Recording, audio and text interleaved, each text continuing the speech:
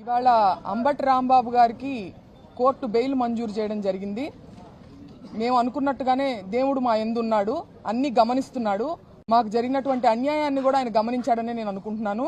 ఆ రోజు వెంకటేశ్వర స్వామి దర్శనం అయిన తర్వాత జరిగినటువంటి ఈ ఇన్సిడెంట్స్ అన్ని ఏవైతే ఉన్నాయో అదంతా కూడా వెంకటేశ్వర స్వామి గారి దర్శనం అయిన తర్వాత జరిగింది. సో అన్ని ఆయన గమనిస్తూ దేవుడు మా యందు ఉండి ఇవాళ మాకు రాంబాబు గారికి బెయిల్ రావడం జరిగింది.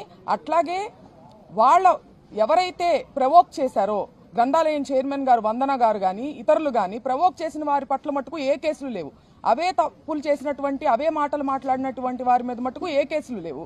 వాళ్ళకి స్టేషన్ బెయిల్ ఇచ్చేసి పంపించేయడం జరిగింది. దాడి చేసిన వాళ్ళు ప్రవోక్ చేస్తే నోరు జారినందుకు ఇతరితర కేసులు పెట్టి ఒక కేసులో బెయిల్ వచ్చినప్పటికీ ఇంకా రిమాండ్ ఎక్స్టెండ్ చేసే ప్రయత్నంలో పీటీ వారెంట్లు వేసి మమ్మల్ని ఇబ్బంది పెట్టే ప్రయత్నం చేసినప్పటికీ ఎవ్వరూ దేవుడికి మించిన వాళ్ళు కాదు.